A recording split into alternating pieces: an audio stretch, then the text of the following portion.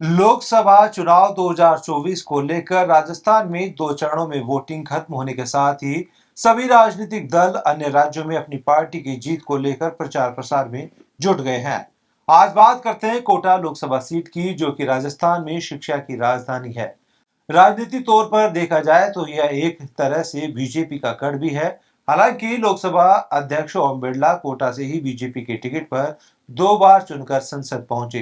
2024 में भी ओम बिरला कांग्रेस प्रत्याशी प्रहलाद गुंजल के सामने चुनावी मैदान में है। हालांकि यहाँ की जनता की बात की जाए तो यहाँ की जनता राजनीतिक दलों को झटका देना भी जानती है। एक ही प्रत्याशी या पार्टी को 2 बार कुर्सी पर बैठाने के बाद उतार भी देती है। यदि पिछले चुनावों पर नजर डाले तो यही दृश्य नजर आया है। इस लोकसभा सीट के लिए आजादी के बाद पहला चुनाव 1952 में हुआ था। उस समय कांग्रेस के नेमीचंद्र कासलीवाल चुने गए थे। उन्होंने दोबारा 57 में भी जीत दर्ज की, लेकिन 62 में चुनाव में भारतीय जनसंघ के ओंकार लाल बैरवा जीते और वह लगातार 67 और 71 का चुनाव भी जीतते रहे।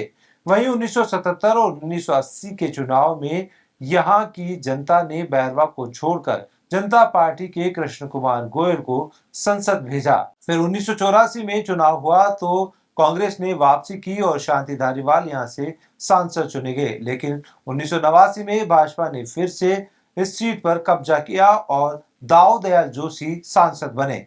वह 1991 और 1996 के चुनाव में भी जीते। हालांकि 1998 के चुनाव में कांग्रेस के रामनारायण मीणा ने यह सीट जीतकर कांग्रेस की झोली में डाल दी। इसके बाद 1999 और 2004 के चुनाव में भाजपा के रघुवीर सिंह कौशल यहां से सांसद चुने गए। 2009 में कांग्रेस के टिकट पर महाराज जयराज सिंह जीते और 2014 और 2019 में ओम बिरला ने यहां बीजेपी की भगवा ध्वज फहराया। इसी कड़ी में लोकतंत्र के त्योहार के लिए ओम बिरला ने लोगों से वोट करने की अपील भी की है। उन्होंने आगे क्या कुछ कहा, सुनिए। लोकसभा अध्यक्ष के नाते मैंने कोशिश की कि लोकतांत्रिक संस्थाओं की मर्यादा प्रतिष्ठा बनी रहे, सबको पर्याप्त अवसर पर्याप्त समय मिले, ज्यादा से ज्यादा विधेयक पारित हो, उन विधेयकों पर चर्चा हो। हम ये कह सकते हैं कि दुनिया के सबसे बड़े लोकतंत्र में भारत की प्रतिष्ठा बहुत है। अभी चुनाव का दौर चल रहा है। इतने बड़े देश के अंदर हम सबको गर्व होता है कि हमारी लोकतंत्र सशक्त मजबूत है। मतदाता अधिक से अधिक मतदान करे, लोकतंत्र में सक्रिय भागीदारी निभाए। नरेंद्र मोदी जी के नेतृत्व में देश जिस तरीके से आगे बढ़ रहा है, जिस तरीके उनकी नीतियां, फैसले और किस तरीके से उन्होंने देश के विकास और गरीब कल्याण की योजना शुरू की है, उससे लोगों का विश्वास भरोसा मोदी जी के प्रति बढ़ा है। आज दुनिया में भारत की ताकत भी बढ़ी है और विश्वास भी बढ़ा है। इसी के साथ साथ माननीय मोदी जी जिन्होंने हमेशा संविधान का सम्मान किया, भारत की संसद में भी संविधान दिवस मनाने की पहल की तो मोदी जी ने की। और देश के अंदर हर विद्यार्थी हमारे संविधान के बारे में जाने, नो योर कॉन्स्टिट्यूशन का अभियान चलाया।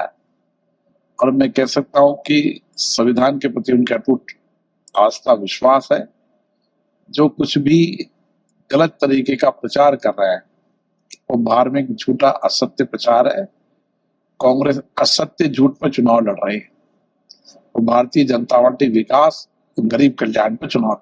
सर 3 चरण हो चुके हैं मतदान के, लेकिन जनता कहीं न कहीं जो है 2019 के मुकाबले में जनता कम निकली वोट डालने। चिंता का विषय नहीं डॉक्टर? ऐसा नहीं है कि अलग अलग राज्यों के अलग अलग मतदान हुए और गर्मी का मौसम भी है, लेकिन फिर भी लोगों ने सक्रिय भागीदारी निभाई है और मैं लोगों से आग्रह करूंगा कि वो मतदान के लिए सक्रिय भागीदारी निभाएं। सर 575 सांसदों की कास लगातार जारी रखना और खुद का चुनाव लड़ना कितना फर्क?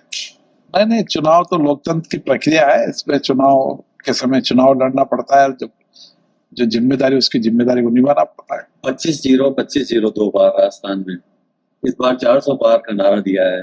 क्या ये दोनों चीजें पूरी होगी? निश्चित रूप से मोदी जी के नेतृत्व में सरकार बनेगी, 400 पार भी होंगे और जो 25 का लक्ष्य वो भी पूरा होगा।